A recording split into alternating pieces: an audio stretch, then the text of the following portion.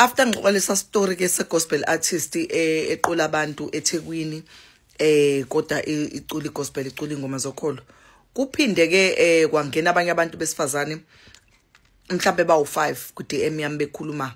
ngegospel artist eseThekwini eqola abantu besifazane kuthi ubhuti wakhona uthwele kuthi ubhuti wakhona uze abathreatnishe abantu besifazane uyangena angene engathi uzoba umuntu onothando umuntu osifazane ngathi uyakuthanda ukuthanda ngempela ngokweqiniso athi suka lapho abekuuser for imali yakho abekuuser for izinto ezithile eziningi nje akuyuzela zona kuthiwe emva kwalokho bese if uke wakhuluma apparently kuthiwa uthwele nokuthwala and kuthiwa nje vele uyabayuza nje abantu besifazane kakhulu uyisigebengu nje segospel artist manje angazi ukuthi ngizosiqala bese story ngoba literally kunabantu abawu 5 if ungaphosisi abakhuluma into eyodwa abakhuluma ngale artist le gospel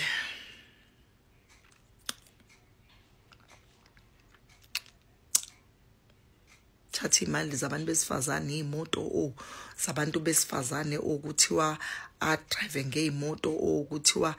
wena umuntu wesifazane uend up uba isponsor secareer yakhe bakhuluma usisilang ku DM yami and nazi ukuthi lezi izinto angizazi ngoba ngihlalela phesheya kodwa hayi ziyangena bo kuningi nje kuningi yazi ngisaba ngisho ukukhuluma hayi ukuthi ngisaba ngoba ngisaba umuntu but amahlazo ala ku DM yami ngalesi story sale gospel artist and ngiyakhumbula ukuthi that day ngangithreatenishile ukuthi ngizosho ukuthi ubani igama lakhe angizukusho ukuthi ubani igama lakhe nizozibhalela niyibonela ukuthi ubani igama lakhe but angizukusho kodwa nje baningi abantu besifazane kuthiwa uyabathreatenisha ubatshela ukuthi uyobabulala if beke baphumela obala nalo magama izingane zabantu ziyasaba ukuthi enene kuthiwa uthe bathi angabasho amagama abo ngoba meke ngabasho bayasaba ukuthi kuyophumelwa obala umuntu abulawe hayi mina I don't understand ukuthi ucula kanjani ingoma zokholo kodwa uthreatenisha izingane zabantu ukuthi uzozibulala like I'm just saying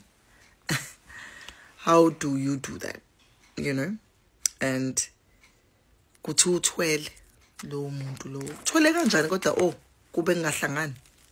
usha abantu futhi khona lapho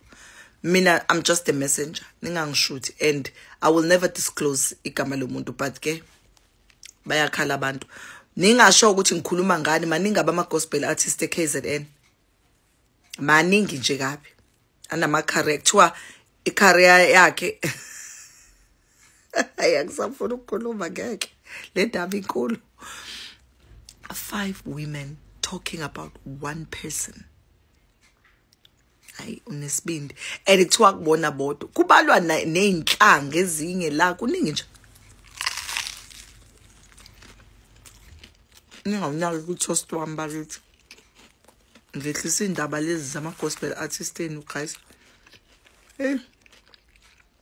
hayi ibani careful guys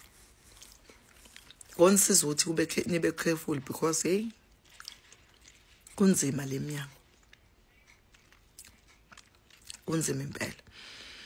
uthi ungena ekuthande kakhulu athi mase kuthande kakhulu ubone ngawe ubone ngathi nawe manje usuthola umkhwenyana